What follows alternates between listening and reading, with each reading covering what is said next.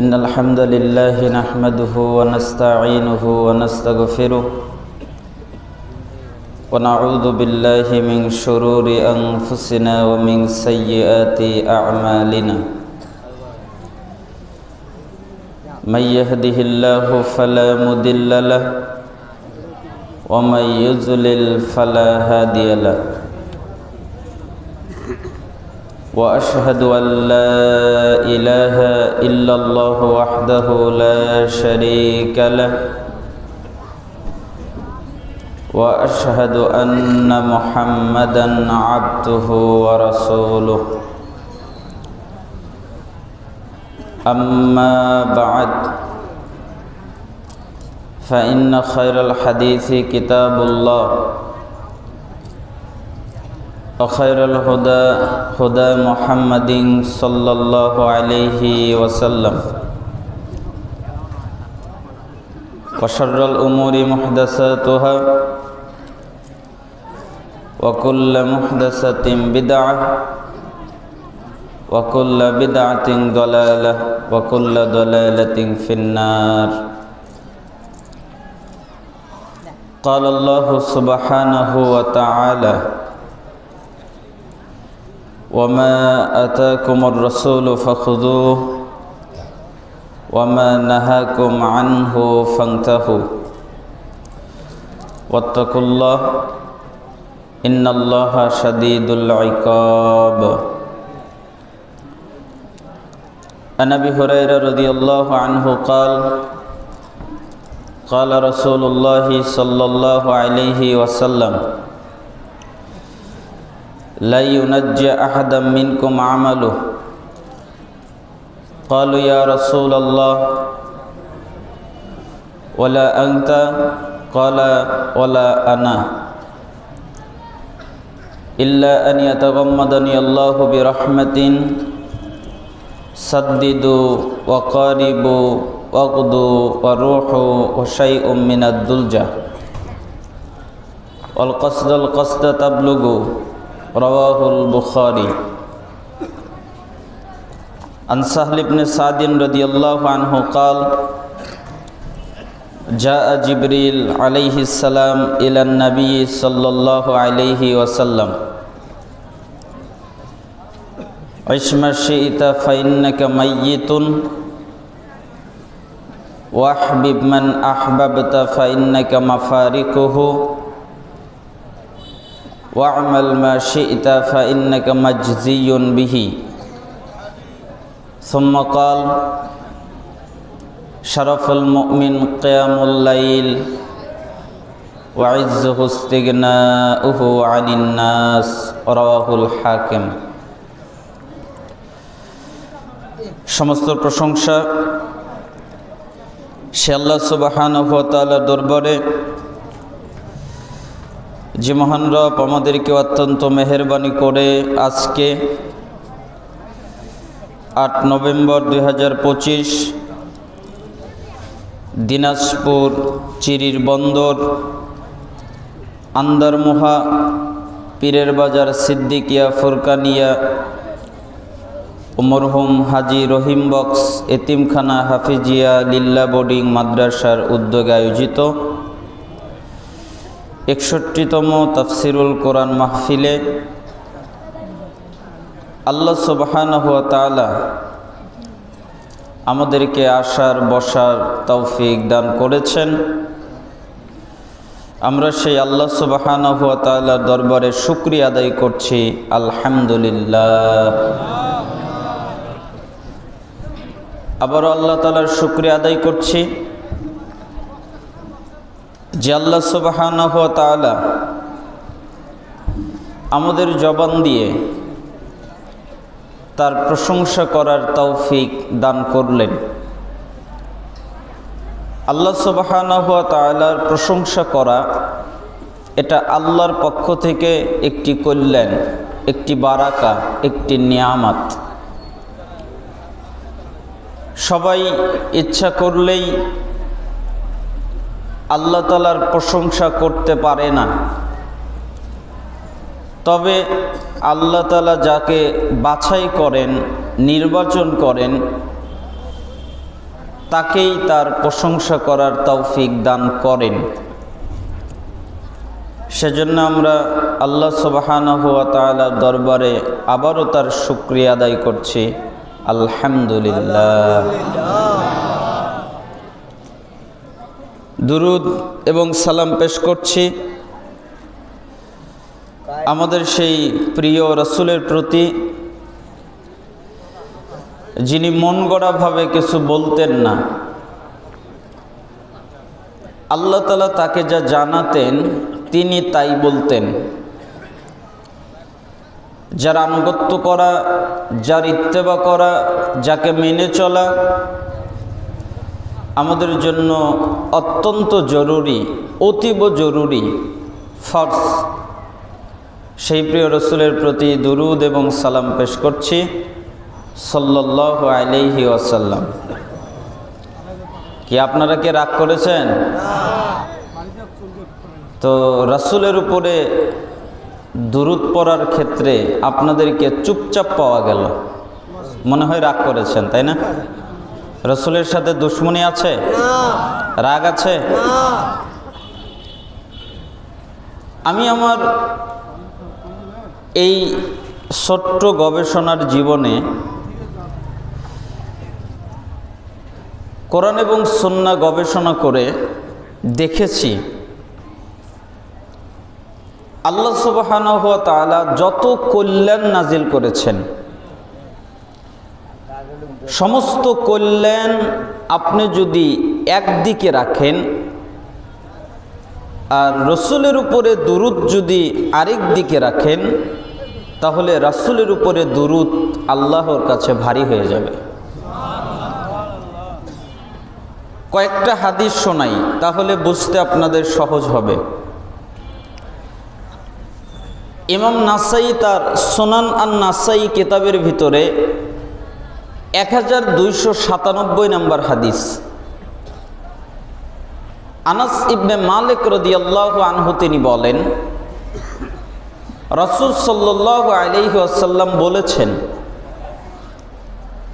মান সাল্লা আলাইয়া সালাতান ওয়াহিদাতান সাল্লাল্লাহু আলাইহি 10 সালাওয়াত ওয়া হুত্তাত আনহু 10 খাতিয়াত ওয়া রুফিআত লাহু 10 দারাজাত। কেউ যদি আমি রাসূলের উপরে একবার, দুইবার নয়, তিনবার নয়, 10 বার নয়, মাত্র একবার আমি রাসূলের উপরে যদি দুরূদ পাঠ করে, আল্লাহ সুবহানাহু ওয়া তাআলা তার উপরে 10 বার রহমত নাজিল করেন। পৃথিবীর কোনো মানুষ, পৃথিবীর কোনো পুরুষ, পৃথিবীর কোনো নারী রাসূলের উপরে যদি একবার দুরূদ পাঠ করে, তাহলে আল্লাহ তাআলা তার 10টা গুনাহ মাফ করে দেন। পৃথিবীর কোনো পুরুষ এবং পৃথিবীর কোনো নারী, আল্লাহ তাআলা বলে দেন সমস্ত প্রাণীদেরকে, হে মালাক তোমরা শুনে রাখো, পিপীলিকা তোমরা শুনে রাখো, পক্ষীকুল তোমরা শুনে রাখো, মাছ জাতি তোমরা শুনে রাখো, যত প্রাণী পৃথিবীতে আছে, যত প্রাণী সাগরে আছে, যত প্রাণী আসমানে আছে, যত প্রাণী মানুষের জানার বাহিরে আছে, আল্লাহ তাআলা জানেন। সমস্ত প্রাণীদেরকে বলে দেওয়া হয়, যে ব্যক্তি আমি রাসূলের উপরে একবার দুরূদ পাঠ করেছে, তোমাদের সামনে তার মর্যাদা আমি 10 গুণ বাড়িয়ে দিলাম। আগে যেরকম মর্যাদা দিতে, আগে যেরকম সম্মান দিতে, এখন তার চেয়ে 10 গুণ মর্যাদা, 10 গুণ সম্মান তাদেরকে দিবে। কেন? রাসূলের উপরে একবার দুরূদ পাঠ করলে আল্লাহ তাআলা তার মর্যাদা 10 গুণ বাড়িয়ে দেয়। তিরমিজির 3545 নম্বর হাদিস, রাসূল সাল্লাল্লাহু আলাইহি ওয়াসাল্লাম বলেন, রাগিমা আনফু রাজুলিন যুকিরতু ইনদাহু ফালাম ইউসাল্লি আলাইয়া, ওই ব্যক্তি ধ্বংস হোক, ওই ব্যক্তি নিপাত যাক, ওই ব্যক্তি ক্ষতিগ্রস্ত হোক, ওই ব্যক্তি লাঞ্ছিত হোক। কে? যার সামনে আমি রাসূলের নাম উচ্চারণ করা হয়, আমার নাম নেওয়া হয়, এর পরেও আমার উপরে দুরূদ পাঠ করে না, ওই ব্যক্তি ধ্বংস হোক, ওই ব্যক্তি ক্ষতিগ্রস্ত হোক, ওই ব্যক্তি নিপাত যাক, ওই ব্যক্তি ক্ষতিগ্রস্ততার মধ্যে পড়ে যাক। কে? যে আমার নাম শোনার পরে আমার উপরে দুরূদ পাঠ করে না। তিরমিজি 3546 নম্বর হাদিস। রাসূল সাল্লাল্লাহু আলাইহি ওয়াসাল্লাম বলেন, আল বাখিলুল্লাযী মান যুকিরতু ইনদাহু ফালাম ইউসাল্লি আলাইয়া, যেই ব্যক্তির সামনে আমার নাম উচ্চারণ করা হয় এর পরেও আমার উপরে দুরূদ পাঠ করে না, সে হচ্ছে পৃথিবীর সবচেয়ে বড় কৃপণ। তার চেয়ে বড় কৃপণ আর কেউ নাই। টাকা পয়সা দেয় না, ব্যয় করে না, সেও কৃপণ। কিন্তু যে রাসূলের উপরে দুরূদ পাঠ করে না, সে হচ্ছে সবচেয়ে বড় কৃপণ। সিলসিলা সহিহা 2035 নম্বর হাদিস। আলী রাদিয়াল্লাহু আনহু মারফু ভাবে বর্ণনা করেন, কুল্লু দুআই মাহজুবুন হাত্তা সাল্লা আলান নবী সাল্লাল্লাহু আলাইহি ওয়াসাল্লাম, কেউ যদি রাসূলের উপরে দুরূদ পাঠ না করে, দুরূদ তেলাওয়াত না করে, দুরূদ না পড়ে, তাহলে তার দোয়া কবুল হয় না, তার দোয়া কবুল হওয়া বন্ধ হয়ে যায়। সে আল্লাহকে বলবে, আল্লাহ আমাকে এটা দাও, আমাকে সেটা দাও, আমার এটা লাগবে, আমার সেটা লাগবে, আমাকে মাফ করে দাও, আমাকে ক্ষমা করে দাও। আল্লাহ ক্ষমা করবেন না, আল্লাহ কবুল করবেন না। কেন? রাসূলের উপরে দুরূদ পাঠ করে নাই, এই জন্য তার দোয়াটাই কবুল হবে না। ইবনে মাজাহ 908 নম্বর হাদিস। রাসূল সাল্লাল্লাহু আলাইহি ওয়াসাল্লাম বলেন, মান নাসিয়া সালাতান আলাইয়া খাতিয়া তরিকাল জান্নাহ, যে ব্যক্তি আমি রাসূলের উপরে দুরূদ পাঠ করতে ভুলে যায়, আমি রাসূলের উপরে দুরূদ পাঠ করে না, ওই ব্যক্তি জান্নাতের রাস্তা ভুলে যায়। অর্থাৎ তাকে জান্নাতের রাস্তা দেখানো হয় না, সে জান্নাতের রাস্তা চিনতে পারে না। কেন? রাসূলের উপরে দুরূদ পাঠ করে নাই তাই। একজন সাহাবী আসলেন আল্লাহ রাসূল সাল্লাল্লাহু আলাইহি ওয়াসাল্লামের কাছে, আল্লাহর নবী, জি আমি ফরজ সালাত আদায় করি, এরপরে দোয়া, জিকির, কোরআন তেলাওয়াত, দুরূদ, এটাকে আমি 4 ভাগে ভাগ করেছি। আমি ফরজ সালাত, ফরজ ইবাদত সব করার পরে 1 ভাগ আপনার উপরে দুরূদ পাঠ করি, 1 ভাগ দোয়া করি, 1 ভাগ জিকির আজকার করি, 1 ভাগ কোরআন তেলাওয়াত করি। আমার কি রুটিনটা ঠিক আছে? রাসূল সাল্লাল্লাহু আলাইহি সাল্লাম বললেন, তুমি যদি দুরূদ পাঠ আরো বাড়িয়ে দাও তাহলে তোমার জন্যই ভালো। তখন লোকটা বললেন, আচ্ছা ঠিক আছে, তাহলে আমি 4 ভাগের 2 ভাগ আপনার উপরে দুরূদ পাঠ করব। এখন কি আমার রুটিন ঠিক আছে? রাসূল সাল্লাল্লাহু আলাইহি ওয়াসাল্লাম বললেন, তুমি যদি আরো বাড়িয়ে দাও তাহলে তোমার জন্য ভালো। আচ্ছা ঠিক আছে, তাহলে আমি 4 ভাগের 3 ভাগ আপনার উপরে দুরূদ পাঠ করব। রাসূল সাল্লাল্লাহু আলাইহি সাল্লাম বললেন, তুমি যদি আরো বাড়িয়ে দাও এটা তোমার জন্য ভালো। তখন লোকটা বললেন, আল্লাহে, আল্লাহর কসম, হে আল্লাহর রাসূল, আল্লাহর কসম করে বলছি, আমি ফরজ ইবাদত করার পরে যতটুকু সময় পাবো শুধু আপনার উপরে দুরূদই পাঠ করব, আর কোন ইবাদত করব না, আর কোনো জিকির আজকার করব না, আর কোনো দরুদ দোয়া পড়বো না, শুধু আপনার উপরে দরুদই পাঠ করব। রাসূল সাল্লাল্লাহু আলাইহি সাল্লাম বললেন, তুমি যাবতীয় কল্যাণ নিয়ে নিলে, তুমি যাবতীয় বারাকা নিয়ে নিলে, তুমি সমস্ত কল্যাণের অংশীদারিত্ব হয়ে গেলে, আর শয়তান থেকে তুমি নিরাপত্তা পেয়ে গেলে। আপনাকে আমি কি দিয়ে বোঝাই দরুদের কত মর্যাদা, এটা বোঝানোর ভাষা আমার জানা নেই। আর রাসূলের উপরে দরুদ পাঠ করতে আপনারা বসে থাকেন, এটা উচিত নয়। প্রাণ খুলে, দিল খুলে, অন্তর খুলে রাসূলের উপরে দরুদ পাঠ করি সবাই, সাল্লাল্লাহু আলাইহি ওয়াসাল্লাম। অতঃপর আজকের এই তাফসিরুল কোরআন মাহফিলের সম্মানিত সভাপতি সাহেব, সহসভাপতি সাহেব, প্রধান অতিথি, বিশেষ অতিথিবৃন্দ, আমন্ত্রিত অতিথিবৃন্দ এবং আপনারা যারা কষ্ট করে বিভিন্ন জায়গা থেকে এসে আলোচনা শুনছেন, পুরুষ এবং নারী, আমি আপনাদের প্রত্যেকের জন্য দোয়া করি আল্লাহ সুবহানাহু ওয়া তাআলা আপনাদের সবার উপরে কল্যাণ, শান্তি, রহমত, বারাকা, হিদায়াত বর্ষণ করুন এবং আল্লাহ সুবহানাহু ওয়া তাআলা আপনাদের প্রত্যেককে আল্লাহ তাআলার জান্নাতের জন্য কবুল করে নিন। আচ্ছা, আপনাদেরকে একটা প্রশ্ন জিজ্ঞেস করি। আপনারা তো জ্ঞান অর্জন করতে এসেছেন, তাই না? এটাই তো নিয়ত। আর কোনো নিয়ত আছে? জোরে বলেন, আর কোনো নিয়ত আছে? যে বক্তা আসবে যদি ভালো লাগে তাহলে বসবো, ভালো না লাগলে চলে যাব, এরকম কোনো নিয়ত আছে? কেন এসেছেন? জ্ঞান অর্জন করতে। কি অর্জন করতে? আপনারা বলছেন না, কিন্তু আমি বলেই দিচ্ছি, কেন এসেছেন? জ্ঞান অর্জন করতে। পৃথিবীর সবচেয়ে দামি, সবচেয়ে সম্মানিত, সবচেয়ে উচ্চ পেশার মধ্যে একটা হচ্ছে জ্ঞান অর্জন করা। এজন্যই মিশকাতুল মাসাবিহের 204 নম্বর হাদিস, 212 নম্বর হাদিস, রাসূল সাল্লাল্লাহু আলাইহি সাল্লাম আপনাদের ব্যাপারে বলেন, আপনাদের ব্যাপারে কি বলেন?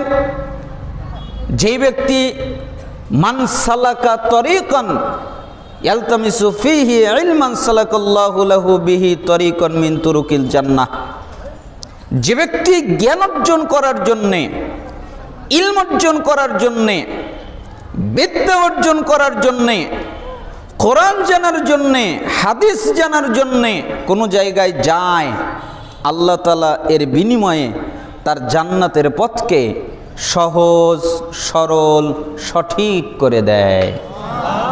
অর্থাৎ কেউ যদি চায় আল্লাহ তাআলা আমার জান্নাতের পথকে সহজ করে দিক, আল্লাহ তাআলা আমার জান্নাতের পথকে সরল করে দিক, আল্লাহ তাআলা আমার জান্নাতের পথকে সঠিক করে দিক, এটা যদি কেউ চায় তাহলে আল্লাহ সুবহানাহু ওয়া তাআলা তাকে তাই দান করেন, ইলম অর্জন করার জন্য যদি কোনো পুরুষ এবং নারী এসে থাকে। মিশকাতুল মাসাবি 220 নম্বর হাদিস, রাসূল সাল্লাল্লাহু আলাইহি ওয়াসাল্লাম বলেন, মান খরাজা ফি তালাবিল ইলম ফাহুয়া ফি সাবিলিল্লাহ হাত্তা ইয়ারজি, যে ব্যক্তি জ্ঞান অর্জন করার জন্যে, ইলম অর্জন করার জন্যে, বিদ্যা অর্জন করার জন্যে, কোরআন জানার জন্যে, হাদিস জানার জন্যে বাড়ি থেকে বের হয়। বাড়ি থেকে বের হয় কেন? আমি জ্ঞান অর্জন করব, আমি ইলম অর্জন করব, আমি বিদ্যা অর্জন করব, কোরআন হাদিস জানবো, এটা হলো তার নিয়ত। তাহলে যতক্ষণ পর্যন্ত সে বাড়িতে ফিরে না যায় ততক্ষণ আল্লাহ তাআলা তার আমলনামায় জিহাদের নেকি দান করেন।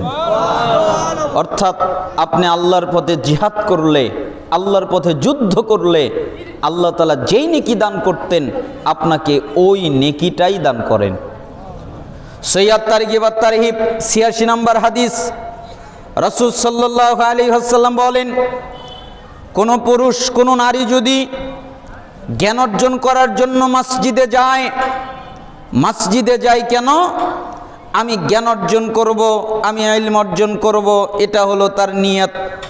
তাহলে একটা পরিপূর্ণ হজ করলে, ওই হজ কবুল হলে আল্লাহ তাআলা যেই নেকি দান করেন, যারা জ্ঞান অর্জন করার জন্য যায় আল্লাহ তাআলা তাদেরকে পরিপূর্ণ হজের নেকি দান করেন। তাবারানী মুজামুল কাবির 639 নম্বর হাদিস, রাসূল সাল্লাল্লাহু আলাইহি ওয়াসাল্লাম বলেন, যে ব্যক্তি কোনো দ্বীনি মজলিসে যায় এরপরে 3টা কাজ করে, ভালো করে বুঝবেন, দ্বীনি মজলিসে যায় এরপরে 3টা কাজ করে। 1, বসে, তার মানে দ্বীনি মজলিসে বসা হলো আদব। 2, মনোযোগ দিয়ে আলোচনা শোনে, বাদাম খায় না, বুট খায় না, কালাই খায় না, চা খায় না, কফি খায় না, পান খায় না, কোনো ধরনের খাবার খাদ্য খায় না, তারা মনোযোগ দিয়ে জ্ঞান অর্জন করে, ইলম চর্চা করে। 3, যতক্ষণ পর্যন্ত আলোচনা শেষ না হয়, যতক্ষণ পর্যন্ত বৈঠক শেষ না হয়, যতক্ষণ পর্যন্ত বৈঠকের দোয়া পাঠ করা না হয়, ততক্ষণ পর্যন্ত তারা অবস্থান করে, বসে থাকে। আল্লাহ তাআলা বলেন, মুহাম্মদ জি আপনি বলেন, কি বলবো? যারা বসেছে, মনোযোগ দিয়ে আলোচনা শুনেছে, শেষ পর্যন্ত থেকেছে, কদ গফারাল্লাহু লাকুম যুনুবাকুম, আমি আল্লাহ তাদের অতীত জীবনের যত পাপ আছে সবগুলোকে মাফ করে দিয়েছি। আমি আল্লাহ কারো পরোয়া করি না। তার পাপ হতে হতে আসমান এবং জমিন পর্যন্ত ভরে গেছে। জিনার পাপ আছে, সুদের পাপ আছে, ঘুষের পাপ আছে, আরো কত পাপ আছে।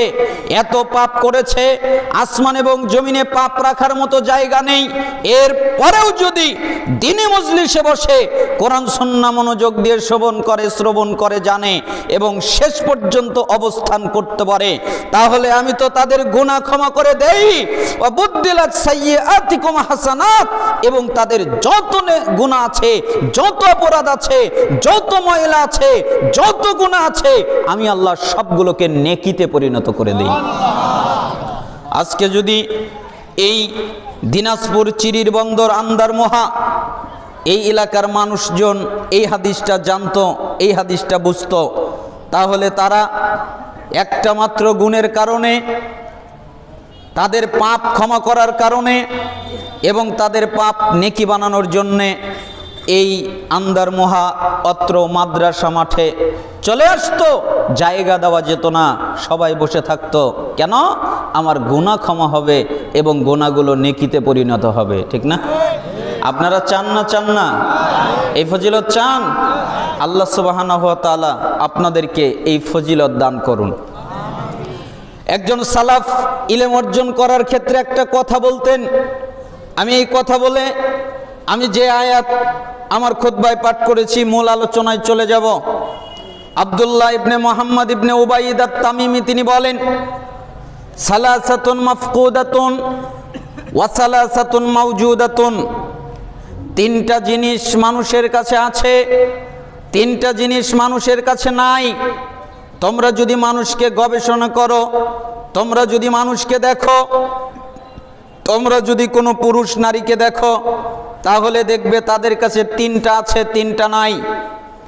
1, আল ইলমু মাওজুদুন, ইলমটা বিদ্যমান, জ্ঞানটা বিদ্যমান, ইলমটা পাওয়া যায়, জ্ঞানটা পাওয়া যায়।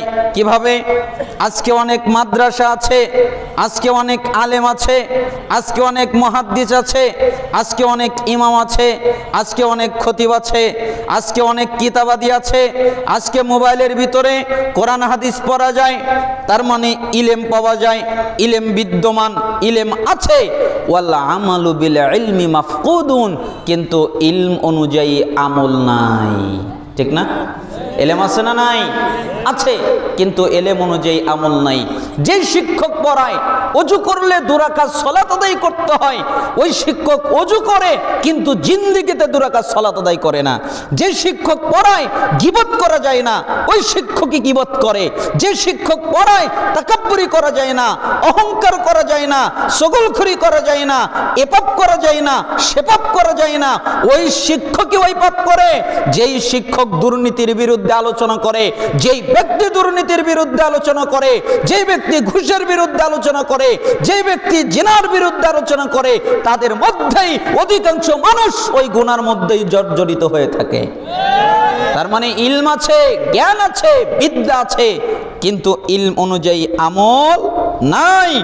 এর জন্য সালাফ পরের বাক্যে বললেন, একেবারে যে আমল নাই এ কথা বললে তো মানুষ খেপে যাবে, তাই পরের বাক্যে বললেন ওয়ালা আমালু মাওজুদুন, আমলও বিদ্যমান, আমলও পাওয়া যায়, আমলও আছে, সালাত আছে, সিয়াম আছে, হজ আছে, জাকাত আছে, কোরআন তেলাওয়াত আছে, আরও যত ইবাদত আছে সবগুলো আছে, কিন্তু ওয়াল ইখলাসু ফিহি মাফকুদুন, আমলের মধ্যে ইখলাস নাই, আন্তরিকতা নাই, একনিষ্ঠতা নাই। মানে আল্লাহর জন্য যে আমল করতে হয় এইটা নাই, কিন্তু আমল আছে। সালাত আদায় করতে হয় আল্লাহর জন্যে, কিন্তু অধিকাংশ মানুষ মানুষকে দেখাবার জন্য সালাত আদায় করে, অধিকাংশ মানুষ মানুষকে দেখাবার জন্য দান করে, মানুষকে দেখাবার জন্য ভালো কাজ করে, মানুষকে দেখাবার জন্য বিভিন্ন কাজ করে থাকে, কিন্তু আমল আছে, আমলের ভিতরে ইখলাস নাই। ওয়াসিদকু মাফকুদুন, ভালোবাসা আছে, ভালোবাসা পাওয়া যায়। ওয়াল হুব্বু মাওজুদুন, ভালোবাসা বিদ্যমান, ভালোবাসা পাওয়া যায়, ভালোবাসা আছে। আচ্ছা আপনারা বলেন, আল্লাহ এবং রসুলকে ভালোবাসেন না বাসেন না? জোরে বলেন, বাসেন না বাসেন না? আল্লাহ এবং রসুলের জন্য জীবন দিতে পারবেন? রাজি আছেন সবাই? সবাই দিতে পারবেন, কিন্তু সালাফের বাক্যটা বুঝলাম না। তিনি বললেন আল হুব্বু মাওজুদুন, ভালোবাসা বিদ্যমান, ভালোবাসা আছে, ভালোবাসা পাওয়া যায়। ওয়াসিদকু ফিহি মাফকুদুন, কিন্তু ভালোবাসার ভিতরে সত্যবাদিতা নাই, সততা নাই, সবগুলো হলো মিথ্যা ভালোবাসা। কেন? যেই ভালোবাসা দাড়ি বাড়াতে পারে না, যেই ভালোবাসা টাকনুর নিচে কাপড় কাটতে পারে না, যেই ভালোবাসা জিনা ব্যভিচার বন্ধ করতে পারে না, যেই ভালোবাসা নাচ গান বন্ধ করতে পারে না, যেই ভালোবাসা অবৈধ সম্পর্ক বন্ধ করতে পারে না, যেই ভালোবাসা নাপাকি বন্ধ করতে পারে না, যেই ভালোবাসা আরো যত পাপ আছে এগুলো বন্ধ করতে পারে না, ওটা ভালোবাসা নয়, ওটা মিথ্যাবাদিতা, ওটা আল্লাহর সাথে ধোঁকা দেওয়া। এই জন্য ভালোবাসা আছে কিন্তু সততা নাই, সত্যবাদিতা নাই। এই জন্য আমাদেরকে সত্যিকারের ভালোবাসতে হবে আল্লাহ সুবহানাহু ওয়া তাআলাকে। আল্লাহ সুবহানাহু ওয়া তাআলা আমাদের তৌফিক দান করুন, আমরা যেন তাকে সত্যিকারের ভালোবাসতে পারি।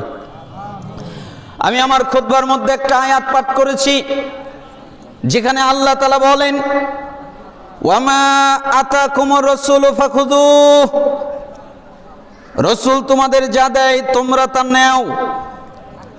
ওয়ামা নাহাকুম আনহু ফান্তাহু, এবং রাসূল তোমাদের যা থেকে নিষেধ করেন তা থেকে বিরত হও। তার মানে রাসূল আমাদেরকে যা আদেশ করবেন আমাদেরকে তা পালন করতে হবে, আমাদেরকে যা নিষেধ করবেন আমাদের তা ত্যাগ করতে হবে। ওয়াত্তাকুল্লাহ, এ ব্যাপারে আল্লাহকে ভয় করো। ইন্নাল্লাহা শাদীদুল ইকাব, নিশ্চয় আল্লাহ শাস্তি দানে কঠোর, শাস্তি দানে কঠিন। আল্লাহ শুধু দয়া করতে পারেন এমন কি নয়, আল্লাহ দয়া করতে পারেন, আল্লাহ করুণা করতে পারেন, আল্লাহ মাগফিরাত করতে পারেন, আল্লাহ ক্ষমা করতে পারেন, আল্লাহ সব করতে পারেন, আবার তিনি কঠিন শাস্তিও দিতে পারেন, তার শাস্তি অনেক কঠিন।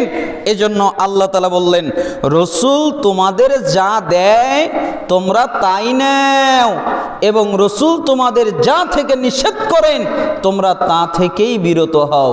এবার আপনারা বলেন, আল্লাহ রাসূল সাল্লাল্লাহু আলাইহি সাল্লাম আমাদেরকে যদি কোনো আদেশ করেন আমরা সবাই পালন করব, রাজি আছে তো? সবাই রাজি আছি? আল্লাহ সুবহানাহু ওয়া তাআলা আমাদেরকে কবুল করুন। আমি এই হাদিসটা অনেক সরা এবং অনেক ব্যাখ্যা পড়েছি এবং সালাফদের অনেক বাণী পড়েছি। অনেক সালাফ এই হাদিস নিয়ে কথা বলতেই ভয় পেতেন। অনেকে এই হাদিস নিয়ে কথা বললে তাদের জ্ঞান হারিয়ে যেত, তারা অজ্ঞান হয়ে যেতেন, তাদের জ্ঞান হারিয়ে যেত। আমরা মানুষ, আমাদের জন্য হাদিসটা অত্যন্ত জরুরি। কেন? আমরা নিজেকে একদম নিরাপদ মনে করি যে আমরা সালাত আদায় করি, আমরা যাকাত দেই, আমরা হজ পালন করি, আমরা জিকির আজকার করি, আমরা কোরআন তেলাওয়াত করি, আমরা তো জান্নাতে যাবই, কি আমাদের ঠেকাবে? এজন্য আমরা নিজেকে নিজেরা নিরাপদ মনে করি। কিন্তু হাদিসটা এত জটিল, এত কঠিন। রাসূল সাল্লাল্লাহু আলাইহি সাল্লাম মুসনাদ আহমদে এসেছে, একদিন তিনি বের হয়ে আসলেন, এরপরে সাহাবীদেরকে বললেন আর বুখারীতে 6463 নম্বর হাদিসে এসেছে, রাসূল সাল্লাল্লাহু আলাইহি সাল্লাম বললেন সাহাবীদেরকে, লা ইউনাজ্জি আহাদাম মিনকুম আমালুহু, তোমাদের কারো আমল, তোমাদের কারো কর্ম, তোমাদের কারো ইবাদত তোমাদেরকে নাজাত দিতে পারবে না, তোমাদের রক্ষা করতে পারবে না। তোমাদের সালাত তোমাদের রক্ষা করতে পারবে না, তোমাদের যাকাত তোমাদের রক্ষা করতে পারবে না, তোমাদের সিয়াম তোমাদের রক্ষা করতে পারবে না, তোমাদের হজ তোমাদের রক্ষা করতে পারবে না, তোমাদের জিকির আজকার তোমাদের রক্ষা করতে পারবে না, তোমাদের কোরআন তেলাওয়াত তোমাদের রক্ষা করতে পারবে না। তোমরা যত ইবাদত করো এই ইবাদতের মাধ্যমে তোমরা জাহান্নাম থেকে বাঁচতে পারবে না, জাহান্নাম থেকে রক্ষা পাবে না। সাহাবীরা ভয় পেয়ে গেলেন, বলে কি, সালাত আদায় করি জাহান্নাম থেকে বাঁচার জন্যে, যাকাত দেই জাহান্নাম থেকে বাঁচার জন্যে, হজ করি জাহান্নাম থেকে বাঁচার জন্যে, কোরআন তেলাওয়াত করি জাহান্নাম থেকে বাঁচার জন্যে। আর আল্লাহ রাসূল সাল্লাল্লাহু আলাইহি সাল্লাম বলছেন এগুলো দিয়ে নাকি বাঁচা যাবে না, তাহলে কি হবে? তাই একজন সাহাবী চট করে উঠলেন, এরপরে জিজ্ঞেস করলেন, কালু ওয়ালা আনতা ইয়া রাসূলুল্লাহ, হে আল্লাহর রাসূল আপনিও কি না? আমরা নাই বাঁচতে পারলাম না, আমরা নাই বাঁচবো না, আপনিও কি না? তখন মুহাম্মদ সাল্লাল্লাহু আলাইহি সাল্লাম বললেন, ওয়ালা আনা, আমিও না, আমিও আমার আমলের মাধ্যমে নাজাত পাবো না, আমিও আমার কর্মের মাধ্যমে নাজাত পাবো না। আমি আমার আমল দিয়ে, আমি আমার কর্ম দিয়ে কখনো কশিন কালেও নাজাত পাবো না। সাহাবীদের ভিতরে কান্নার রোল পড়ে গেল, তারা হাউমাউ করে কান্নাকাটি শুরু করে দিল, হায় হায় হায় আমার রাসূলের কি হবে, হায় হায় হায় আমাদের কি হবে, হায় হায় হায় আমার কি হবে। তখন রাসূল সাল্লাল্লাহু আলাইহি সাল্লাম বললেন, সাহাবীরা জি তোমরা একটা সুসংবাদ গ্রহণ করো। কি সুসংবাদ? আল্লাহ তাআলা বলেছেন, শোনো। রাসূল সাল্লাল্লাহু আলাইহি সাল্লাম বললেন, ইল্লা আন ইয়াতাগাম্মাদানি আল্লাহু বিরহমাতিন, আল্লাহ তাআলা আমাকে তার রহমত দ্বারা আবৃত করে রেখেছেন, আমি আল্লাহর রহমত দিয়ে মুক্তি পেয়ে যাব। বলেন তো কি দিয়ে মুক্তি পেয়ে যাবে? রহমত দিয়ে। এরপরে তিনি বললেন, সাদ্দিদু ওয়াকারিবু ওয়াগদু ওয়ারুহু ওয়াশাইউম মিনাদ দুলজা ওয়াল কসদাল কসদা তাবলুগু, তোমরা চেষ্টা করতে থাকো, তার মানে আমল করতে থাকো, তোমরা আল্লাহর নৈকট্য লাভ করতে থাকো। কিভাবে আল্লাহর নৈকট্য লাভ করা যায় এটা চেষ্টা করো। তোমরা সকালে আল্লাহকে ডাকো, তোমরা সন্ধ্যায় আল্লাহকে ডাকো, তোমরা রাতের শেষ অংশে আল্লাহকে ডাকো। আর কোরআন সুন্নাহয় যা আছে এটা হলো মধ্যম পন্থা, তোমরা মধ্যম পন্থা অবলম্বন করো। ওয়াল কসদাল কসদা তাবলুগু, এই মধ্যম পন্থা তোমাদেরকে লক্ষ্যে পৌঁছে দেবে, তোমাদেরকে জান্নাতে পৌঁছে দেবে। তার মানে এখানে আমরা বুঝলাম একটা জিনিস লাগবে, আল্লাহর রহমত।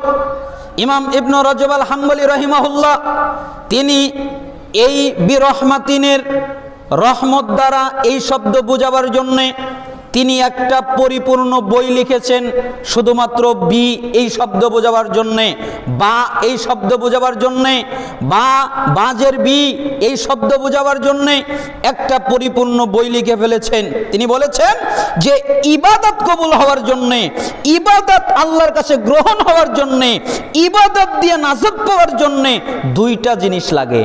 কয়টা জিনিস লাগে? আপনার সালাত আছে, আপনার যাকাত আছে, আপনার হজ আছে, আপনার সিয়াম আছে, আপনার আরো যত ইবাদত আছে এগুলো কবুল হবে, তবে সাথে দুইটা জিনিস লাগবে। এক, আল্লাহর দয়া লাগবে, আল্লাহর করুণা লাগবে। আল্লাহর যদি দয়া না থাকে, আল্লাহর যদি করুণা না থাকে, তাহলে আপনার ইবাদত কবুল হবে না। আরেকটি লাগবে কবুলিয়াত, আপনি যে ইবাদত করেছেন ওই ইবাদতটা কবুল হতে হবে। ওই ইবাদত যদি কবুল না হয় তাহলে আপনি ওই ইবাদত দিয়ে রক্ষা পাবেন না। আচ্ছা আপনারা বলেন, সুবহানাল্লাহ বললে নাকি হয় না কবুল হলে নাকি হয়? ভালো করে বুঝে বলেন, বললে নাকি হয় না কবুল হলে নাকি হয়? সালাত আদায় করলে নাকি হয় না সালাত কবুল হলে নাকি হয়? হজ করলে নাকি হয় না হজ করার পরে হজটা কবুল হলে নাকি হয়? যাকাত দিলেই নাকি হয়, দান করলেই নাকি হয়, না যাকাত এবং দান কবুল হলে নাকি হয়? এই জন্য প্রত্যেকটা ইবাদত, যতগুলো ইবাদত আছে প্রত্যেকটা ইবাদত কবুল হতে হবে। আপনার ইবাদত যদি কবুল হয় তাহলে আপনি নাজাত পাবেন, আপনি রক্ষা পাবেন। আপনার ইবাদত যদি কবুল না হয় তাহলে আপনার নাজাত নেই, আপনার রক্ষা নেই। এই জন্যই আব্দুল্লাহ বিন আউন রাহিমাহুল্লাহ তিনি বলতেন, বাইহাকির শুআবুল ঈমান ৬৯৩০ নম্বর হাদিস, তিনি বলেন, হে পৃথিবীর মানুষ, তোমরা শুনে রাখো, লা তাসিক বিকাসরাতিল আমাল ফাইন্নাকা লা তাদরি লা তুকবালু মিনকা আমলা ওয়ালা তামান যুনুবাক ফাইন্নাকা লা তাদরি হাল কুফিরাত আনকা আমলা ইন্না আমালাকা আনকা মুগায়্যাবুন মা তাদরি মাল্লাহু সানিউন ফীহ আয়াজালুহু ফি সিজ্জিন আমি আজালুহু ফি ইল্লিন। পৃথিবীর মানুষ, তোমরা শুনে রাখো, তুমি তোমার আমল নিয়ে বড়াই করো না, নিজেকে নিরাপদ মনে করো না।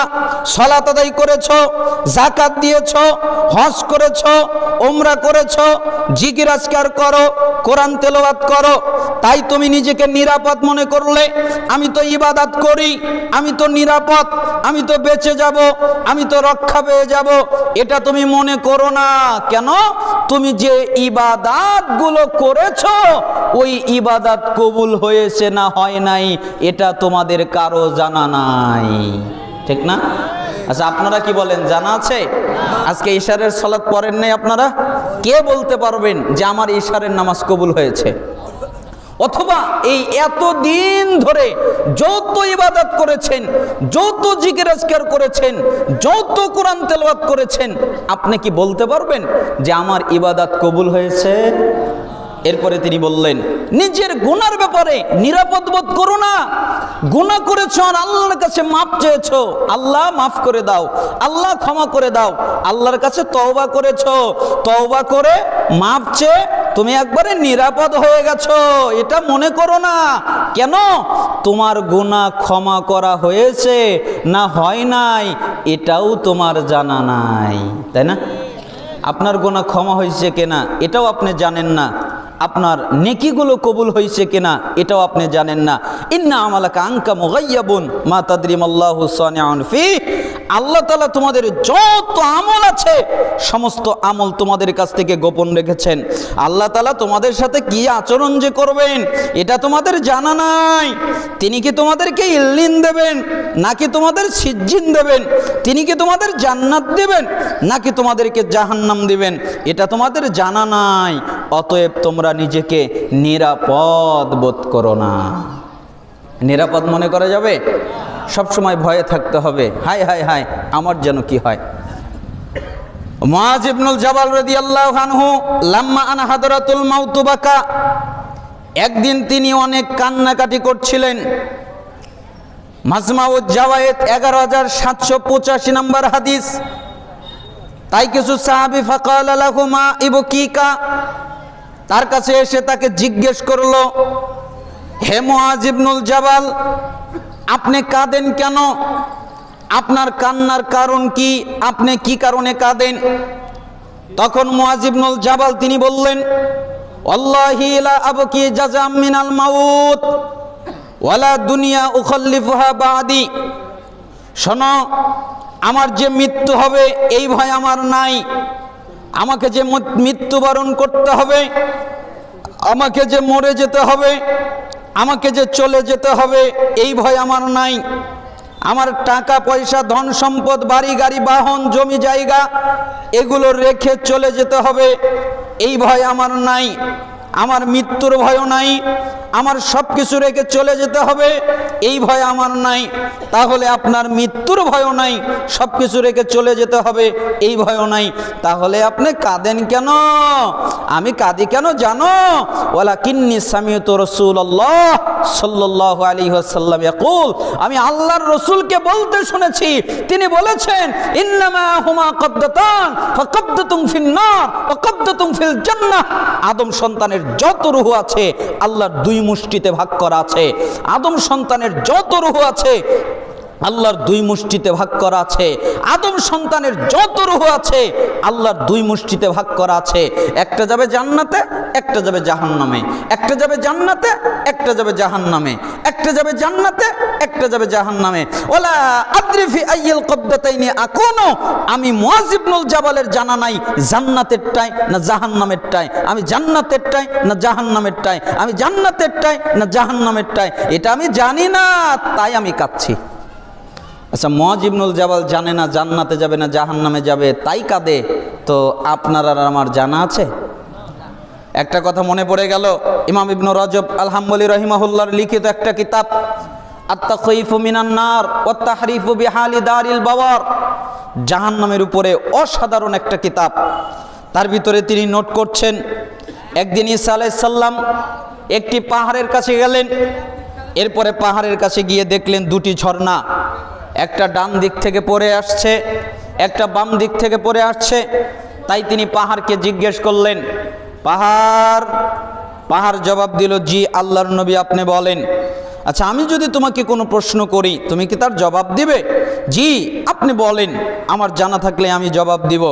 আচ্ছা বলো তো, তোমার ডান দিকের পানিগুলা কোথায় থেকে আসে, তোমার বাম দিকের পানিগুলা কোথায় থেকে আসে, এটা আমার জানতে বড় ইচ্ছা করছে।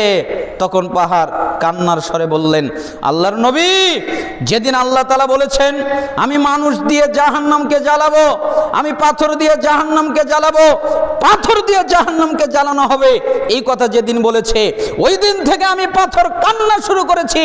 আমি পাথর কোনোদিন কাঁদিনি, কিন্তু আমি পাথরকে দিয়ে জাহান্নামকে জ্বালানো হবে এই জন্য আমি কান্না করেছি।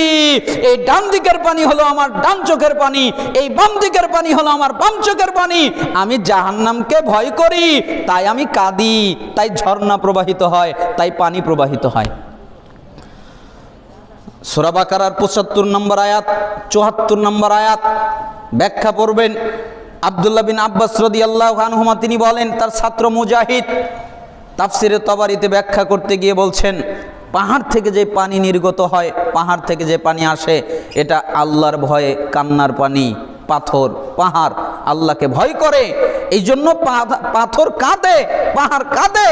কিন্তু আমরা মানব জাতি এত নেমক হারাম, আমরা আল্লাহকে ভয় করি না, আমরা কান্নাকাটি করি না, ঠিক না?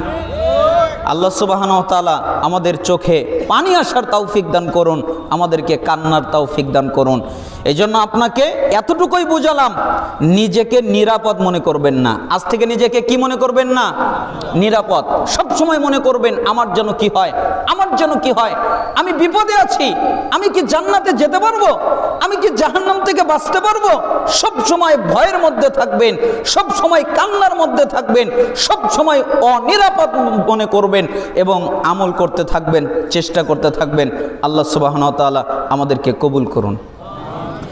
আজকের আলোচনার দ্বিতীয় হাদিস, এই হাদিসটাও আশ্চর্যজনক হাদিস।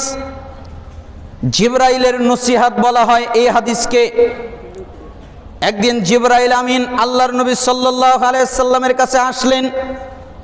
সাহল ইবনে সাদ রাদিয়াল্লাহু আনহু তিনি রাবি, তিনি বলেন, যা জিবরিল আলাইহিস সালাম ইলান নবী সাল্লাল্লাহু আলাইহি ওয়াসাল্লাম, একদিন জিবরাইল আমিন আল্লাহর নবীর কাছে আসলেন। এরপরে আল্লাহর নবীকে বললেন, হে আল্লাহর রাসূল, আমি আপনাকে কিছু আদেশ করব, আমি আপনাকে কিছু পালন করার কথা বলবো, আমি আপনাকে কিছু আমলের কথা বলবো, আমি আপনাকে কিছু উপদেশ দিব, আমি আপনাকে কিছু নসিহত করব। কিন্তু উপদেশ নসিহত দেওয়ার ক্ষেত্রে অনেক শক্ত ভাষা অবলম্বন করব, অনেক কঠোর ভাষা অবলম্বন করব। আপনি কিছু মনে করবেন না, আপনি রাগ করবেন না, এটাই আল্লাহ আমাকে আদেশ করেছেন। মুহাম্মদ সাল্লাল্লাহু আলাইহি সাল্লাম বললেন, জিবরাইল আমিন, তুমি আমাকে যা বলতে এসেছো নির্দ্বিধায় বলো, আমি বেয়াদবি মনে করব না। তুমি আমাকে যা বলতে চাও নির্দ্বিধায় বলো, আমি তোমাকে কষ্টকর মনে করব না। তোমার যা বলা উচিত তা আমাকে বলো, আমি তোমাকে কিছু মনে করব না। তুমি যা বলবে আমি তাই শুনবো। তখন জিবরাইল আমিন মুহাম্মদ সাল্লাল্লাহু আলাইহি সাল্লামকে এক এক করে বলা শুরু করলেন, ইয়া মুহাম্মদ, হে মুহাম্মদ, ইসমা শীতা ফাইন্নাকা মাইয়িতুন, আপনি শুনে রাখেন, যতদিন খুশি আপনি জীবন যাপন করেন, কোনো নিষেধাজ্ঞা নেই, আপনাকে নিষেধ করা হচ্ছে না, আপনাকে কেউ নিষেধ করছে না, আপনি জীবন যাপন করেন যতদিন মনে চায়। কিন্তু আল্লাহর নবী আপনি মনে রাখেন, আপনি মৃত্যুবরণ করবেন। কে মারা যাবে? মুহাম্মদ সাল্লাল্লাহু আলাইহি সাল্লাম, পৃথিবীর সবচেয়ে দামি মানুষ, সবচেয়ে সম্মানিত মানুষ, যার কাছে জিবরাইল আমিন আসলেন, মালাকুল মাউত আসলেন প্রস্তাব নিয়ে। আল্লাহর নবী, জি আল্লাহ বলেছেন, কি বলেছেন? আপনি যদি দুনিয়ায় থাকতে চান, আপনাকে চিরজীবনের জন্য দুনিয়ায় রাখতে, আপনি যদি যেতে চান আপনাকে নিয়ে যেতে, তবে একদিন আপনি মারা যাবেন। আপনি থাকতেও পারেন, আপনি যেতেও পারেন, আপনার ইচ্ছা। তখন মুহাম্মদ সাল্লাল্লাহু আলাইহি সাল্লাম বললেন, আমাকে নিয়েই চলো। ইন্নাকা মাইয়িতু ওয়া ইন্নাহুম মাইয়িতুন, হে নবী আপনিও মারা যাবেন, তারাও মারা যাবে। নবী পৃথিবীর সবচেয়ে দামি মানুষ, সবচেয়ে সম্ভ্রান্ত মানুষ, সবচেয়ে ভদ্র মানুষ, সবচেয়ে নম্র মানুষ যদি মারা যায়, তাহলে আমরা চিরস্থায়ীভাবে বেঁচে থাকতে পারবো? আমাদেরও মৃত্যুবরণ করতে হবে। আপনার কিসের এত দাপট, কিসের অগাধ ক্ষমতা, কিসের ক্ষমতা দেখান, কিসের দাপট দেখান, কিসের বরত্ব দেখান? ও আপনার ঘড়িটা সুন্দর তাই দাপট, আপনার মোবাইলটা সুন্দর তাই দাপট, আপনার জামাটা সুন্দর তাই দাপট, আপনার চেয়ারটা সুন্দর তাই দাপট, আপনার বাড়িটা সুন্দর তাই দাপট। মনে রাখেন, যেদিন আপনি মৃত্যুবরণ করবেন, যেদিন আপনার মৃত্যু হবে, আপনার সন্তান আপনার ঘর থেকে আপনাকে টেনে বের করবে, আপনার ঘড়ির মালিকানা অন্য কেউ হয়ে যাবে, আপনার চেয়ারের মালিকানা অন্য কেউ হয়ে যাবে, আপনার পোশাক আপনার শরীর থেকে টেনে বের করবে, খুলে ফেলে দেওয়া হবে। একবারের জন্য বলতে পারবেন না, কে রে আমার পোশাক আমার শরীর থেকে খুলে ফেলে দেয়। আপনাকে কাপড় দিয়ে ঢেকে নেওয়া হবে, এরপরে পানি দিয়ে গোসল দেওয়া হবে। একবারের জন্য বলতে পারবেন না, পানিটা ঠান্ডা গরম হয়ে গেছে, আর একটু ঠান্ডা হলে ভালো হতো। আপনাকে চতুর্দিক থেকে মানুষজন ঘিরে নেবে, আপনি একবারের জন্য বলতে পারবেন না, তোমরা সবাই সরে যাও, আমার শ্বাস নিতে কষ্ট হচ্ছে। আপনার সবাই জানাজা পড়ার জন্য যাবে, একবারও বলতে পারবেন না। আপনাকে যখন শেষবারের মতো গর্তে মাটির মধ্যে রেখে দেওয়া হবে, একবারের জন্য বলতে পারবেন না, শেষবারের মতো দুনিয়ার আকাশ দেখে নেই, আর তো কোনদিন দুনিয়ার আকাশটা দেখতে পারবো না। আপনার বলার ক্ষমতা নেই। এজন্য রাসূল সাল্লাল্লাহু আলাইহি সাল্লাম বলেন, আকসিরু যিকরা হাযিমিল লাজ্জাত, যেই বস্তু স্বাদ নষ্ট করে দেয়, যেই বস্তু আনন্দ নষ্ট করে দেয়, যেই বস্তু উল্লাস নষ্ট করে দেয়, ওই বস্তুর কথা বেশি বেশি করে স্মরণ করো। ইয়ানিল মাউত, ওটার নাম মৃত্যু। যেটা স্বাদ নষ্ট করে দেয়, যেটা আনন্দ নষ্ট করে দেয়, যেটা উল্লাস নষ্ট করে দেয়, এটার কথা বেশি বেশি করে স্মরণ করো। তোমার স্বাদ আনন্দ উল্লাস যেটা নষ্ট করে দেয়।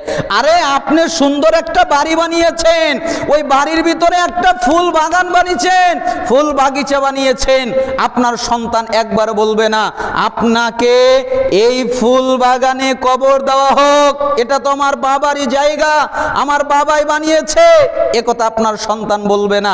কেন? আপনার সন্তান বলবে, ফুল বাগানে আমার বাবাকে কবর দিলে ফুল বাগানের সৌন্দর্য নষ্ট হবে, ফুল বাগানের সৌন্দর্য নষ্ট করা যাবে না। এই জন্য আপনাকে গভীর অন্ধকারে, অন্ধকার মাটির মধ্যে আপনাকে রেখে আসবে। সবচেয়ে দামি, সবচেয়ে সত্য তিতা কথা হলেও এটাই বাস্তব কথা, প্রত্যেকটা মানুষই মৃত্যুবরণ করবে।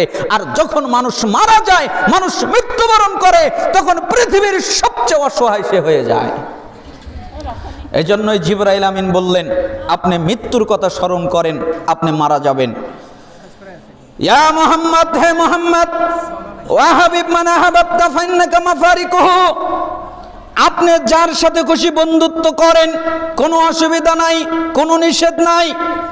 আপনার বন্ধু হতে পারে কোনো পুরুষ, আপনার বন্ধু হতে পারে কোনো নারী, আপনার বন্ধু হতে পারে টাকা পয়সা, আপনার বন্ধু হতে পারে সম্পত্তি, আপনার বন্ধু হতে পারে যে কোনো বিষয়।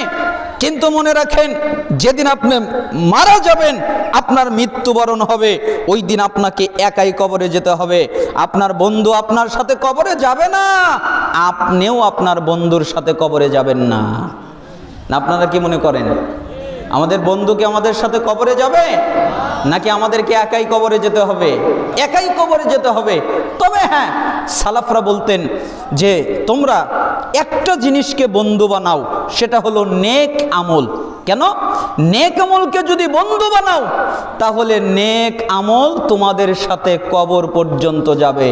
শুধু তাই নয়, তোমাদের সাথে সব জায়গায় সব মুহূর্তে থাকবে। ও হচ্ছে তোমার সবচেয়ে দামি, সবচেয়ে আসল, সবচেয়ে সত্যিকারের বন্ধু হলো নেক আমল। ঠিক না? এই জন্য নেক আমলকে বন্ধু বানাও, তাছাড়া কেউ তোমার সাথে থাকবে না। তোমাকে একাই কবরে যেতে হবে। তোমার কোনো বন্ধু যাবে না, তোমার কোনো বান্ধবী যাবে না, তোমার মা যাবে না, তোমার বাপ যাবে না, তোমার স্ত্রী যাবে না, তোমার সন্তান যাবে না, তোমাকে একাই যেতে হবে। ইয়া মুহাম্মদ, হে মুহাম্মদ, ওয়া আমাল মা শিতা ফাইন্নাকা মাজজিউন বিহি। আপনি যেই কাজ মনে চায় ওই কাজ করেন। ইচ্ছা করলে খারাপ করতে পারেন, ইচ্ছা করলে ভালো করতে পারেন। আপনি ইচ্ছা করলে চুরি করতে পারেন, ডাকাতি করতে পারেন, জিনা করতে পারেন, ব্যভিচার করতে পারেন, রাহাজানি করতে পারেন, সুদ খেতে পারেন, ঘুষ খেতে পারেন, তাকাব্বুর করতে পারেন, অহংকার করতে পারেন, আরও যত পাপ আছে সব করতে পারেন। ইচ্ছা করলে ভালো কাজ করতে পারেন, সালাত আদায় করতে পারেন, জাকাত দিতে পারেন, সিয়াম পালন করতে পারেন, হজ করতে পারেন, জিকির আজকার করতে পারেন, কোরআন তেলাওয়াত করতে পারেন, আরও যত ইবাদত আছে সব করতে পারেন। ভালো কাজও করতে পারেন, মন্দ কাজও করতে পারেন। স্বাধীনতা আছে, কিন্তু মনে রাখেন যেদিন আপনি আপনার রবের সামনে দাঁড়াবেন ওই দিন আপনাকে প্রত্যেকটা কথার পুঙ্খানুপুঙ্খ হিসাব দিতে হবে। কাকে হিসাব দিতে হবে? রসুলকে। কাকে হিসাব দিতে হবে? রসুলকে। রসুল সাল্লাল্লাহু আলাইহি ওয়াসাল্লাম যদি হিসাবের সম্মুখীন হয়, আমরা হিসাবের সম্মুখীন হব না। এজন্য ইবনে মাসউদ রাদিয়াল্লাহু আনহু তিনি বলেন, মিশকাতের 5197 নম্বর হাদিস, লা তাজুলু কদম ইবনে আদম ইয়াউমাল কিয়ামা হাত্তা ইসআলান খামসিন আন উমরিহি ফিমা আফনাহু ওয়ান শাবাবিহি ফিমা আবলাহু ওয়ান মালিহি মিন আইনা ইকতাসাবাহু ওয়া ফিমা আনফাকাহু ওয়া মা জামিলা ফিমা আলিমা। রাসূল সাল্লাল্লাহু আলাইহি সাল্লাম বলেন, কিয়ামতের দিন ইচ্ছা করলে আদম সন্তান নড়তে পারবে না, তার নড়ার অনুমতি নাই। কোনো পুরুষ নড়তে পারবে না, কোনো নারী নড়তে পারবে না। ইচ্ছা করলে তার মুখ নড়াতে পারবে না, ইচ্ছা করলে তার হাত নড়াতে পারবে না, ইচ্ছা করলে তার মাথা নড়াতে পারবে না, ইচ্ছা করলে তার অঙ্গ প্রত্যঙ্গ নড়াতে পারবে না, ইচ্ছা করলে তার পা নড়াতে পারবে না, ইচ্ছা করলে তার কোনো কিছু নড়াতে পারবে না। যতক্ষণ পর্যন্ত 5টা প্রশ্নের উত্তর না দিবে, তাকে জিজ্ঞেস করা হবে, আমি তোমাকে 70 বছর দিয়েছিলাম, আমি তোমাকে 60 বছর দিয়েছিলাম, 70 বছরে 60 বছরে কি করেছ আমি আল্লাহকে বুঝিয়ে দাও। আমি তোমাকে যৌবনকাল দিয়েছিলাম, যৌবনকালে কি করেছ আমি আল্লাহকে বুঝিয়ে দাও। আমি তোমাকে টাকা পয়সা দিয়েছিলাম, কিভাবে উপার্জন করেছ আমি আল্লাহকে বুঝিয়ে দাও। আমি তোমাকে টাকা পয়সা দিয়েছিলাম, কিভাবে ব্যয় করেছ আমি আল্লাহকে বুঝিয়ে দাও। আমি তোমাকে ইলম দিয়েছিলাম, আমি তোমাকে জ্ঞান দিয়েছিলাম, ইলম অনুযায়ী কি আমল করেছ এটা আমাকে বুঝিয়ে দাও। যতক্ষণ পর্যন্ত বোঝাতে না পারবে ততক্ষণ পর্যন্ত নড়তে পারবে না। আরে যেই মানুষের নড়ার অনুমতি নেই, নড়ার ক্ষমতা নেই, হাত নড়াতে পারবে না, পা নড়াতে পারবে না, অঙ্গ প্রত্যঙ্গ নড়াতে পারবে না, নড়ার অনুমতি নেই, নড়ার ক্ষমতা নেই, ওই মানুষের দাপটা সে কি করে, অহংকার সে কি করে, তাকাব্বুর সে কি করে, কিভাবে আসতে পারে যার নড়ার অনুমতি নাই? কিসের আপনি তাকাব্বুরি দেখান, কিসের আপনি অহংকারী দেখান, কিসের আপনি বরত্ব দেখান? আপনার নড়ার অনুমতি নেই। আপনি ইচ্ছা করলে নড়তে পারবেন না, আপনি ইচ্ছা করলে হাত নড়াতে পারবেন না, আপনি ইচ্ছা করলে পা নড়াতে পারবেন না। তাই জিবরাইল আমিন বললেন, আল্লাহর নবী আপনি যতদিন যা খুশি কাজ করেন, যে কাজ ইচ্ছা মনে চাই করেন, কিন্তু মনে রাখেন আপনি একদিন আল্লাহর সামনে দণ্ডায়মান হবেন, আপনাকে আল্লাহর সামনে খাড়া হতে হবে, আপনাকে প্রত্যেক প্রশ্নের জবাব দিতে হবে, হিসাব দিতে হবে। অতএব সাবধান, আমাদেরও হিসাব দিতে হবে। অতএব আমরাও সাবধান। আল্লাহ তাআলা আমাদেরকে কবুল করুন। সম্মাকাল অতঃপর জিবরাইল আমিন বলেন, আল্লাহর নবী উপদেশ শেষ হয় নাই। শারাফুল মুমিন কিয়ামুল লাইল। আপনি কি জানেন মুমিনের সম্মান কিসে? মুমিনের সম্মান হলো রাতে সালাত আদায় করার মধ্যে। যারা রাতে সালাত আদায় করে তাদের সম্মান আছে, যারা রাতে সালাত আদায় করে না তাদের সম্মান নেই। এবং তার ইজ্জত হলো মানুষের কাছে না চাওয়ার মধ্যে। যারা মানুষের কাছে চায় না, আল্লাহর কাছে চায়, তাদের ইজ্জত আছে। যারা রাতে তাহাজ্জুদ সালাত আদায় করে তাদের সম্মান আছে। এজন্য আপনি যদি সম্মানিত হতে চান আল্লাহর কাছে, তাহলে রাতে তাহাজ্জুদ সালাত আদায় করবেন। রাসূল সাল্লাল্লাহু আলাইহি ওয়াসাল্লামকে জিবরাইল আমিন 5টা কথা বললেন, ইয়া মুহাম্মদ, 1, যতদিন খুশি আপনি জীবন যাপন করেন, কিন্তু মনে রাখেন আপনি মৃত্যুবরণ করবেন। 2, যার সাথে খুশি বন্ধুত্ব করেন, কিন্তু মনে রাখেন আপনি তাকে রেখে চলে যাবেন, আপনার বন্ধু আপনাকে রেখে চলে যাবে। এই জন্য বন্ধুত্বের ক্ষেত্রে সাবধান। 3, যা খুশি কাজ করেন, স্বাধীনতা আছে, ভালোও করতে পারেন মন্দও করতে পারেন, কিন্তু মনে রাখেন আপনি আপনার প্রতিপালকের সামনে দণ্ডায়মান হবেন, আপনাকে প্রত্যেকটা কাজের হিসাব দিতে হবে। অতএব সাবধান। 4, আপনি যদি সম্মান চান তাহলে রাতে সালাত আদায় করবেন, তাহলে আল্লাহ তাআলা আপনাকে সম্মান দান করবেন। 5, আপনি যদি ইজ্জত চান তাহলে মানুষের কাছে কিছু চাইবেন না, আল্লাহর কাছে চাইবেন, আল্লাহ তাআলা আপনাকে ইজ্জত দান করবেন। এই হাদিস তিরমিজি 2458 নম্বর হাদিস, মিশকাতুল মুসাবি 1608 নম্বর হাদিস, মুসনাদে আহমদ 3671 নম্বর হাদিস। হাদিসের সনদ সহিহ। আল্লাহ সুবহানাহু ওয়া তাআলা আমাদেরকে এই হাদিসের উপরে আমল করার তৌফিক দান করুন। এমনকি মুস্তাদরাকে হাকিম 7921 নম্বর হাদিস এটা, এবং সিলসিলা সহিহা 831। সবচেয়ে সহজ হবে 7921 হাকিমের এবং সিলসিলা সহিহায়ের 831 নম্বর হাদিস আপনারা খুঁজে বের করে পড়ার চেষ্টা করবেন, আমল করার চেষ্টা করবেন। আল্লাহ সুবহানাহু ওয়া তাআলা আমাদেরকে তৌফিক দান করুন। মা বোনেরা, আপনারা যারা কষ্ট করে এসেছেন, আমাদের আলোচনা পুরুষ এবং নারী উভয়ের জন্য একই। কোরআন এবং সুন্নায় যা আছে এটা পুরুষের জন্যও সমান, নারীদের জন্যও সমান। আপনাদের জন্য জরুরি পর্যায়ে পরিচিত জানা কথা আপনাদেরকে স্মরণ করিয়ে দিচ্ছি। আপনারা 4টা কাজ করবেন। 1, ফরজ সালাত আদায় করবেন, যে কোনো মূল্যে ফরজ সালাত আদায় করবেন। হায়েজ নিফাস হলে ভিন্ন কথা, ফরজ সালাত স্বাভাবিক অবস্থায় পবিত্র অবস্থায় আপনি আদায় করবেন, ফরজ সালাত কখনো ত্যাগ করবেন না।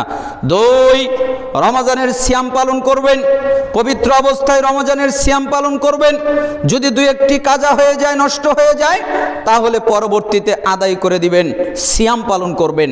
3, আপনি আপনার লজ্জাস্থানের হেফাজত করবেন, যে কোনো মূল্যে আপনার ইজ্জতের হেফাজত আপনাকে করতে হবে, আপনি করতে বাধ্য। 4, আপনি আপনার স্বামীর খেদমত করবেন, স্বামীকে মেনে চলবেন। যতদিন স্বামীর কাছে আছেন, যতদিন আপনি স্বামীর অধীনে আছেন, ততদিন আপনি স্বামীকে মেনে চলবেন। 4টা কাজ যদি করতে পারেন, 1, 5 ওয়াক্ত সালাত আদায় করবেন। 2, রমজানের সিয়াম পালন করবেন। 3, নিজের সতীত্বকে রক্ষা করবেন। 4, স্বামীর খেদমত করবেন। রাসূল সাল্লাল্লাহু আলাইহি সাল্লাম বলেছেন, তাহলে ওই মা বোনদের জন্য জান্নাতের 8টা দরজা খুলে দেওয়া হবে, যেই দরজা দিয়ে তারা মন চায় ওই দরজা দিয়ে জান্নাতে প্রবেশ করতে পারবে। আরেকটা কথা বলে রাখা ভালো হয়, আপনাদের জন্য সবচেয়ে বড় পৃথিবীতে নিয়ামত হচ্ছে আপনার স্বামী। রাসূল সাল্লাল্লাহু আলাইহি ওয়াসাল্লাম বলেন, পৃথিবীতে যদি কোনো নারীকে, পৃথিবীতে যদি কোনো ব্যক্তিকে অন্য ব্যক্তিকে সেজদা করার অনুমতি দেওয়া হতো, তাহলে একটা নারীকে অনুমতি দেওয়া হতো সে যেন তার স্বামীকে সেজদা করে। রাসূল সাল্লাল্লাহু আলাইহি সাল্লাম আরো বলেন, কোন নারী যদি জানতো আমার স্বামীর ভিতরে কি মর্যাদা, তাহলে সকালের খাবার যখন স্বামী খেত, দুপুরের খাবার যখন স্বামী খেত, রাতের খাবার যখন স্বামী খেত, তখন স্ত্রী দাঁড়িয়ে থাকতো ততক্ষণ পর্যন্ত যতক্ষণ পর্যন্ত স্বামী খাবার শেষ না করত। এজন্য স্বামীর খেদমত করবেন, স্বামীর মূল্যায়ন করবেন। আর আপনারা স্বামী যারা, আপনারা পুরুষ যারা, আপনাদেরকে ওসিয়ত করছি, আপনারা স্ত্রীদের সাথে সুন্দর আচরণ করবেন, উত্তম আচরণ করবেন। আপনার কাছ থেকে আপনার স্ত্রী উত্তম আচরণের হকদার, উত্তম সুন্দর আচরণ করবেন। আল্লাহ তাআলা আমাদেরকে তৌফিক দান করুন। আপনারা যারা উপস্থিত, যে কোনোভাবে টাকা পয়সা এই মাদ্রাসায় দান করবেন, যে কয় টাকা পারেন, 10 টাকা, 20 টাকা, 100, 1000, যে যা পারেন বৈঠকে দান করে যাবেন। হে আল্লাহ, আমাদের যারা অসুস্থ তাদেরকে শিফায়ে কামিলা আজেলা দান করেন, আমাদের যারা অভাবী তাদেরকে অভাব থেকে অব্যাহতি দান করেন, আমাদের যারা ঋণী তাদেরকে ঋণ থেকে রক্ষা করেন, আমাদের মধ্যে যে কোনো মুসিবতে আছে সেই মুসিবত থেকে পানা মঞ্জুর করেন। আল্লাহ, আপনি আমাদের দুনিয়ায় কল্যাণ দান করেন, আপনি আমাদের জাহান্নামের আযাব থেকে রক্ষা করেন, আপনি আমাদেরকে দুনিয়ার যত ফিতনা আছে সমস্ত ফিতনা থেকে রক্ষা করেন। আল্লাহ, ফিলিস্তিনের মাটিতে মুসলমানদের হেফাজত করেন, তাম পৃথিবীর সমস্ত মুসলমানদেরকে হেফাজত করেন। আল্লাহ, আপনি আমাদের বাংলাদেশকে ইসলামিক রাষ্ট্র নেতা আমাদের বাংলাদেশে দান করেন, আমাদের বাংলাদেশকে ইসলামিক রাষ্ট্র হিসেবে কবুল করেন, আমাদের বাংলাদেশে ইসলামিক রাষ্ট্র কোরআন সুন্নাহ আমাদেরকে উপহার হিসেবে দান করেন। হে আল্লাহ, আমরা পুরুষ নারী যারা উপস্থিত হয়েছি আপনি আমাদেরকে ক্ষমা করে দেন। রাত 12টা বেজে গেছে, এই জন্য পরিপূর্ণ আলোচনা শেষ করতে না পারায় দুঃখিত, আপনারা ক্ষমা সুন্দর দৃষ্টিতে দেখবেন। আল্লাহ তাআলা আপনাদের কবুল করুন। সামনে আবার ফজরের সালাত আছে, ফজরের সালাত আদায় না করতে পারলে বক্তাও শেষ, শ্রোতাও শেষ, সবগুলো শেষ হয়ে যাবে। আল্লাহ তাআলা কবুল করুন। সুবহানাকাল্লাহুম্মা বিহামদিক, আশহাদু আল্লা ইলাহা ইল্লা আনতা, আস্তাগফিরুকা ওয়া আতুবু ইলাইক। আসসালামু আলাইকুম ওয়া রাহমাতুল্লাহ।